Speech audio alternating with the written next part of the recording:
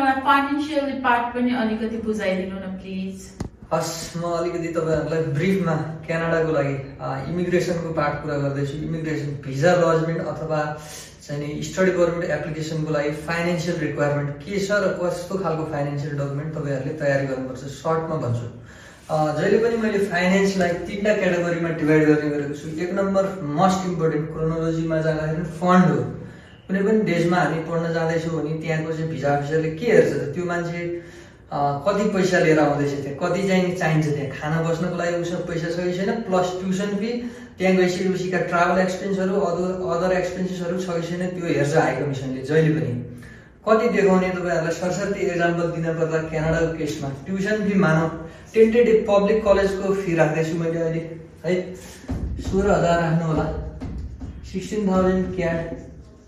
Living cost आइआरसिसीको अनुसार एउटा एप्लिकेन्टको लागि 22,895 क्याड पर इयर। यो अदर एक्सपेन्सेस भनेको भिजा लगाइसकेपछि त्यहाँ क्यानाडामै गइसकेपछि पनि ट्राभल तथा अन्य एक्सपेन्सहरू उसलाई आउन सक्छ, खाना र बस्न बाहेक। त्यो चाहिँ नि नर्मल्ली हेरेर राख्नुपर्दा सिटी हेरेर राखिन्छ। मिनिमल रेट राख्दैछु मैले 5,000 क्याडको है त।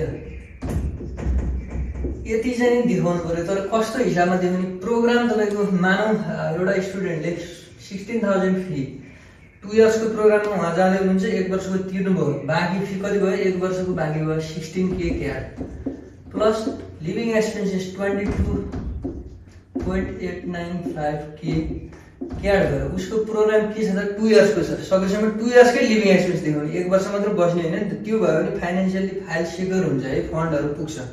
22,895 नै तपाईँको चाहिँ नि त्यो देखाउनु पऱ्यो, प्लस 5K गर्दाखेरि पनि तपाईँको कति हाराहारीमा देखाउनु पऱ्यो। यदि फीकोमा जाँदैछ ऊ भने 20, 40, 45, 50, 60, 65, 67K जति फन्डहरू देखाउने। यो देखाउने पैसा हो है, यो सिद्धिने होइन। जानको लागि सिद्धिने चाहिँ के सिद्धिन्छ त, ट्युसन फी 1 वर्षको तिर्नु पऱ्यो, त्यो सिद्धिन्छ। प्लस भिजा फीहरू हुन्छ 235 क्याडको, त्यो पनि एक्सपेन्समा जोड्यो। प्लस ट्राभल गर्नु पऱ्यो टिकटहरूको, त्यो 2,000 क्याड जति राख्यो भने टोटल खर्च चाहिँ 18 लाखसम्म निस्किन सक्छ है त। देखाउने यहाँ तपाईँले देखिहाल्नुभयो 67,000सम्म देखाउनु पर्ने हुन्छ नि।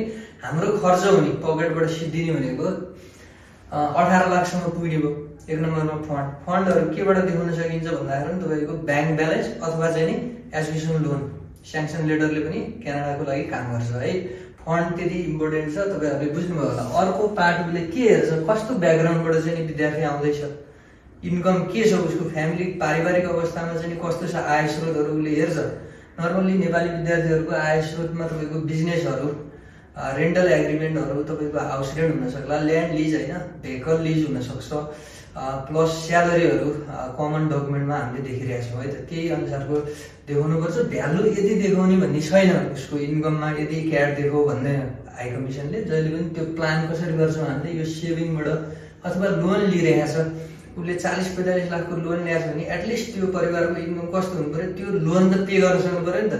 त्यो पे गर्न नसक्ने इन्कम छ भने त फाइलमा अलिकति कमजोरी देखिन्छ। त्यो अनुसारको प्लानहरू गर्नको लागि चाहिँ हामीलाई भिजिट गर्नु होला। तपाईँको सबै थरी डिटेल दिएपछि मात्र हामीले यो प्लान ठ्याक्कै एक्ज्याक्ट फिगर तपाईँलाई भन्न सक्छौँ है त। तेस्रो, त्यति इम्पोर्टेन्ट त होइन, भिजा अफिसरले प्रोपर्टी खासै हेरेर पनि हेर्दैन, तर प्रोपर्टी किन एउटा आधार के हुन्छ त यो देखाउँदा पनि भोलि फ्यामिलीको प्रोपर्टी छ, म चाहिँ फर्केर आउँछु, मेरो प्रोपर्टीलाई हायर गर्छु म भोलि पर्सि भनेर चाहिँ नि त्यो देखाउनु पर्ने हुनाले तेस्रोमा मैले प्रोपर्टी राखेको छु। हो, यदि कुरा तपाईँले मिलाएर गर्न सक्नुभयो, हाम्रो गाइडेन्सले सबै 3टा कम्पोनेन्ट मिलाउनु भयो भने फाइनेन्सियली तपाईँको फाइल अलिकति स्ट्रङ हुन्छ। किनभने जहिले पनि एकाडेमिक मात्र साउन्ड भएर इङ्ग्लिस प्रिपरेसन टेस्टमा मात्रै हाई स्कोर ल्याएर तपाईँहरूको भिजा लाग्दैन।